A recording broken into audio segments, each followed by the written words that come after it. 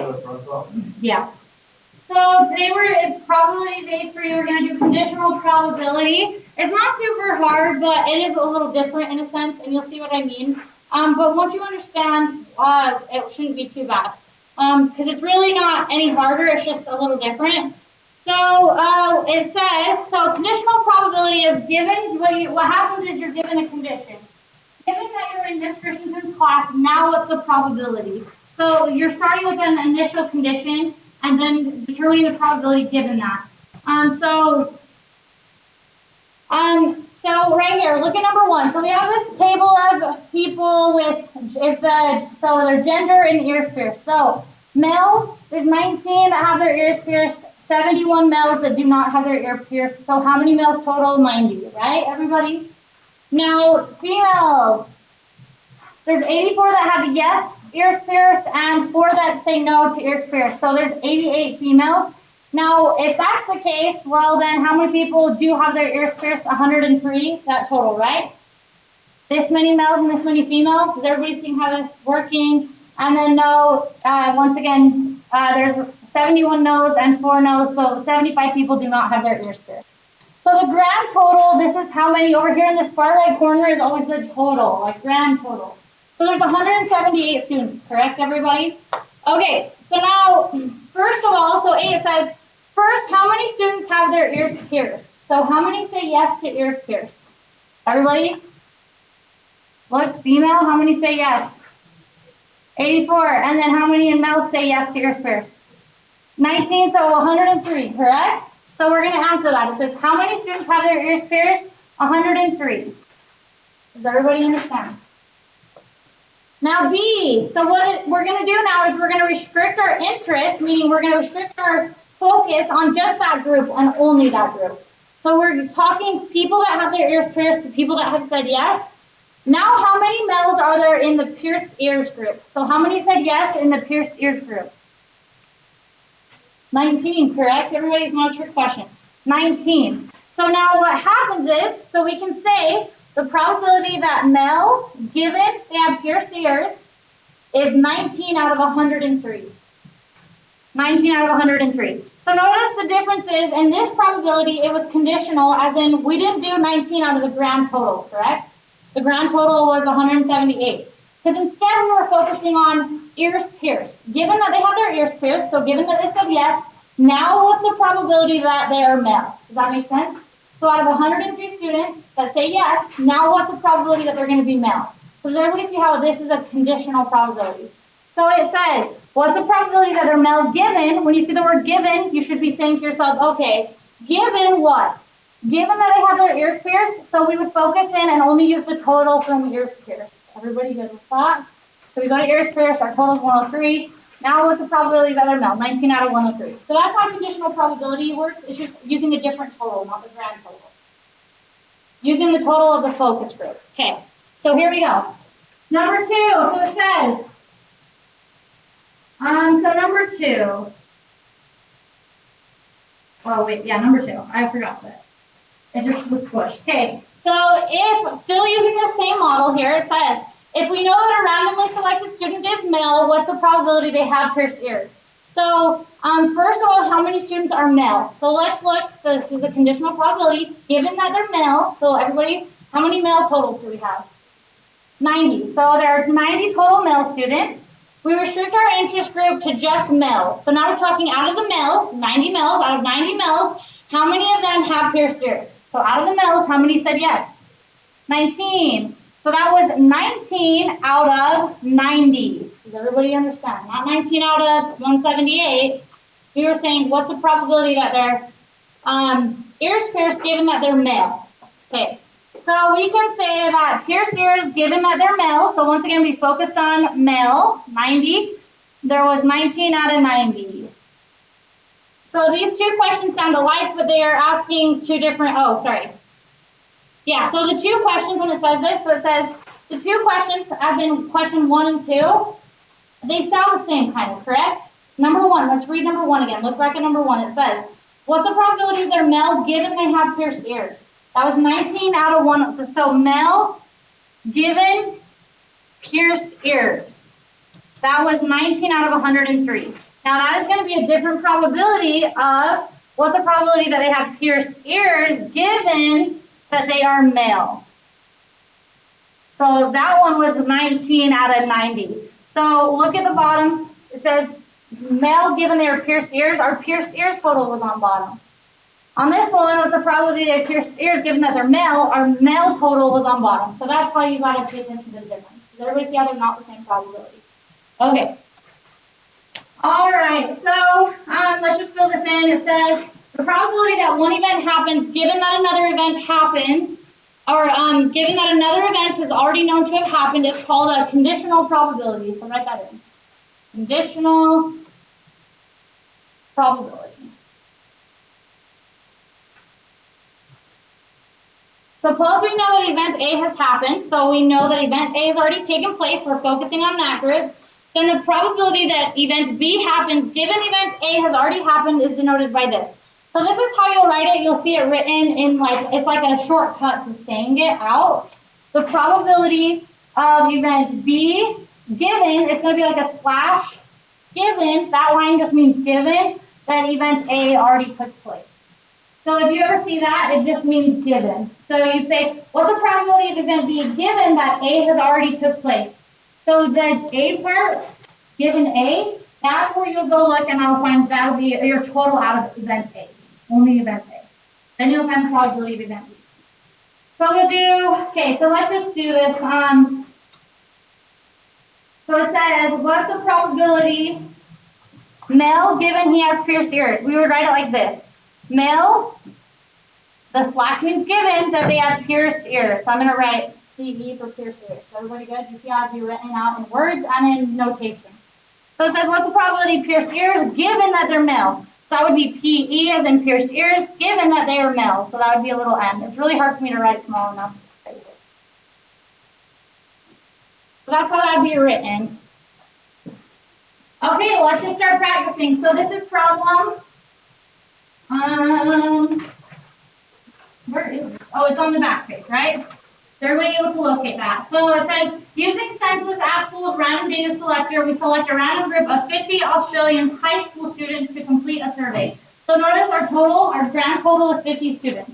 The two-way table displays the data of the gender and dominant hand of each student. So everybody just making sure you understand how the table reads. There are 20 males that are right-handed and 3 males that are left-handed. That gives me 23 males total in our group of 50. Females, 23 are right-handed, 4 are left-handed, so that's 27 females. So we know there are 50 males and 50 males / females, correct, everybody? And now how many people are right-handed? 20 males plus 23 females. How many people are left-handed? 3 males plus 4 females, which is a 7 total left-handed. So let's go through and answer these probabilities. If it's not conditional, you use this total. But if it's conditional, you don't, right? So here we go. What's the probability that they're male? This is not conditional, right? Simply, what's the probability that they're male? How many males are there total? So 23 out of 50 would be our answer. Does everybody understand? Okay, let's do number 6, because that one's getting easy. What's the probability that they're left-handed? It's not conditional. It's simply, what is the probability that somebody we pick is left-handed? So how many left hands do we have? How many people? 7 out of 50. Very good. Now go on to number 4. It says, what's the probability that they're male given that they're left-handed? What did we say second? Given that they're left-handed, right? So everybody, our new total is going to be out of the left-handed people. That's where we're starting. So everybody look, how many total left-handed people is there? 7, correct? So our total in this is going to be 7. Now that we've determined there's 7 left-handed people, now what's the probability that they're male? 3 out of 7. Does everybody see how the probability is a teeny bit different? You only do that with conditional probability. All right, number 5. It says, what's the probability of male intersect left-handed? This is not conditional. It's the intersection. When are they male and at the same time left-handed? The intersection. So if I'm male, when does it intersect left? That would be the picky one, correct? That's why I drew a frowny face. The intersection, it has to be both at the same time. So 3 out of 50, right? It's not conditional, so it's out of the grand total. So 3 out of 50. All right, let's do number 7. It says, what's the probability that a left-handed, given that they're male? So once again, we're given that they're male, so how many total males are there? 23. All right, so now that we've determined what we're looking at, which group we're looking at, the males, now what's the probability that they're left-handed? 3 out of 23. Does everybody understand? And now let's do the probability of male united with left-handed. Union means friendly. If they're male, they get to come. If they're left-handed, they get to come. Union is both, uniting them. So let's unite the males. How many males? Ding, ding, correct? United with left-handed. We've already checked off that left hand, but that left hand. So let's add those up. 20 plus 3 plus 4 is 27 out of 50 students. Union versus intersection. You got to know the difference. Okay.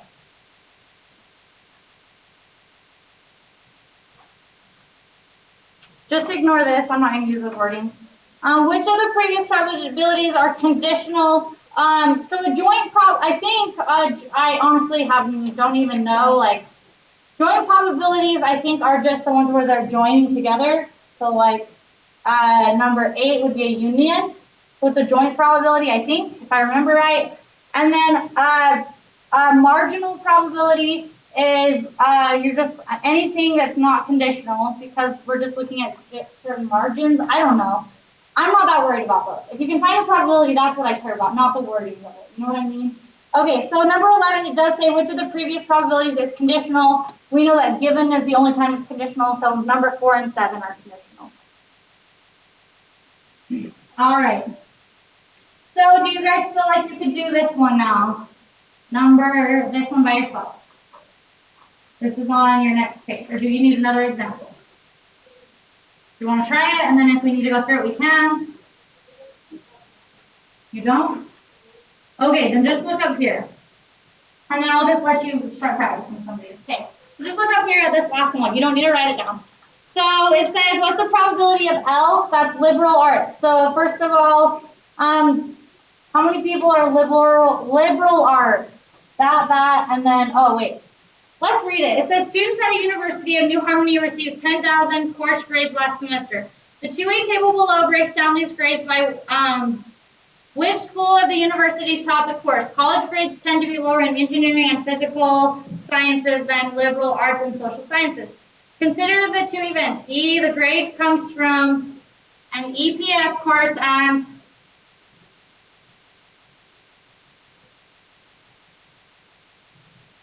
lower than B. Okay, well, okay.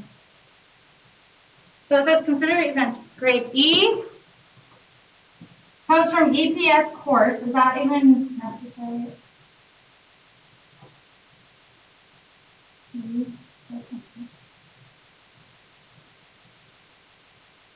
So EPS means engineering and physical science, right? And then L, oh, I see it. L means a grade lower than a B. L, right, is not the same. And L is the grade lower than a B. Okay, I feel like I made this harder than it needs to be, but that's okay. Okay, so it says, what's the probability that they have an L, which L means lower than a B, I guess. Right? In the instructions? So how many people got below a B? That plus that, correct? No, that was the total. No, below a B, that is. Okay. So that plus that. So take your calculator and add those up for me. That plus that out of, I can't see. Oh yeah, because this isn't any, we don't have any totals here. So let's first find the grand total. Because see how usually with these two-way tables, sorry, I remember why I added this one. You see how this one doesn't already have totals on it, like our other ones? We'd have to hurry and find the total. So we would add up all of these to find the grand total real quick. So can we do that real quick, everybody? So we did you added up the grand total and we get 3656. Okay, so now we're doing, what's the probability that they are L, which means lower than a B? So that would be adding up this line only, correct, everybody? Ding, ding, ding. What? Oh, okay, awesome. So you added up, oh yeah, that makes sense. Those three and got that. Okay, so that out of the grand total. So now we need to add up the whole, all of that together. It's a lot easier when they just do the total for us. One.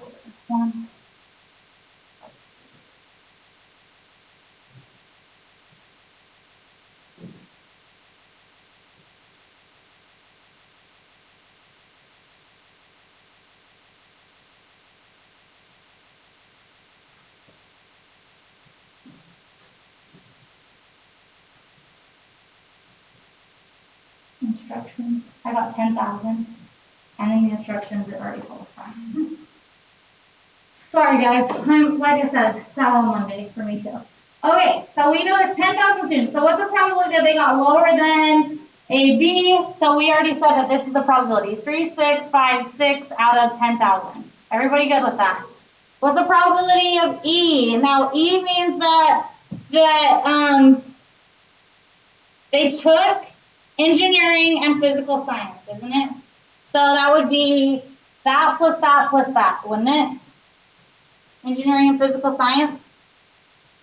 So that would be 368 plus 432 plus 800. Okay, so that'd be 1,600 out of 10,000. And then it says, what's the probability? Okay, this is good. What's the probability that they are in a, sorry, E given L. E given L. So given L, so we need to determine L is given that they're lower than a B. So now lower than a B, how many total was that? That's correct. So now we're looking at that grand total, 3,656. Does everybody understand why? Given that they're lower than a B, now what's the probability that they're going to be in physical science? 800 out of that, correct? Are you guys confused about this? No. Okay. And then probability of L given E. So L given E, so given that they're in physical science, so how many total there? We said that many, correct? What is the total that they will get below a B?